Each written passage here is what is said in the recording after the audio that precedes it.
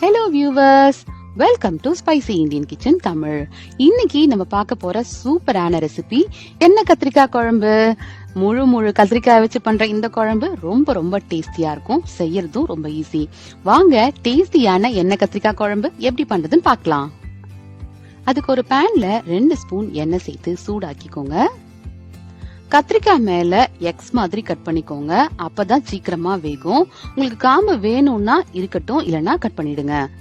நான் 200 கிராம் சின்ன கத்திரிக்காய் எடுத்திருக்கேன். உங்களுக்கு பிடிக்கும்னா நீங்க இன்னும் கொஞ்சம் கூட சேர்த்துக்கலாம். கத்திரிக்காயோட கலர் மாறி நல்லா சாஃப்ட் ஆகுற வரைக்கும் வதக்கிக்கோங்க. அதுக்கு ஒரு 10 நிமிஷம் ஆகும். அப்பப்போ இந்த மாதிரி திருப்பி போட்டுட்டே இருங்க. நல்லா வதங்கி சாஃப்ட் ஆன பிறகு அதை தனியா எடுத்து வச்சிடலாம்.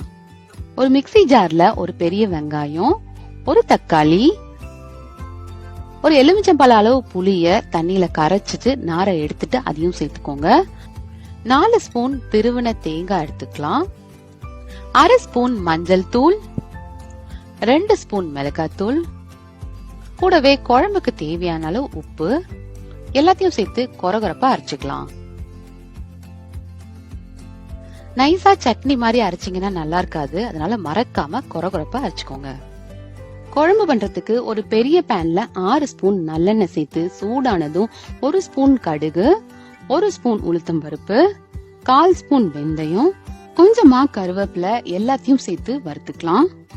கருவேப்பிலை நல்லா பொரிஞ்ச பிறகு 200 கிராம் சின்ன வெங்காயம், 100 கிராம் பூண்டு எல்லாத்தையும் சேர்த்து நல்லா வதக்கி விட்டுறலாம்.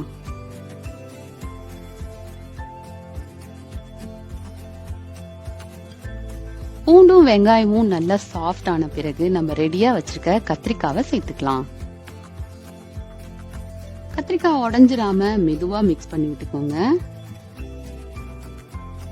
இப்போ நம்ம அரைச்சு வச்சிருக்க மசாலா பேஸ்ட இது கூட சேர்த்துக்கலாம். எண்ணெய் கத்திரிக்காய் குழம்போட டேஸ்டே இதுலதான் இருக்கு. அதனால நான் சொன்ன அளவை கரெக்டா ஃபாலோ பண்ணி பெர்ஃபெக்ட்டா அரைச்சுக்கோங்க.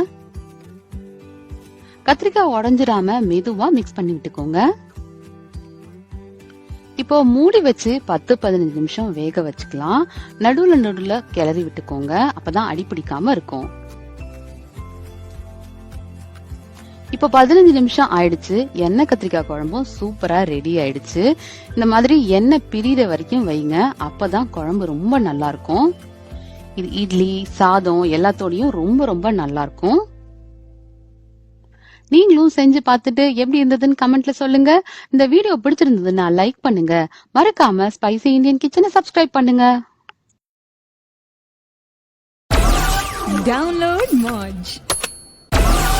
Download Moj.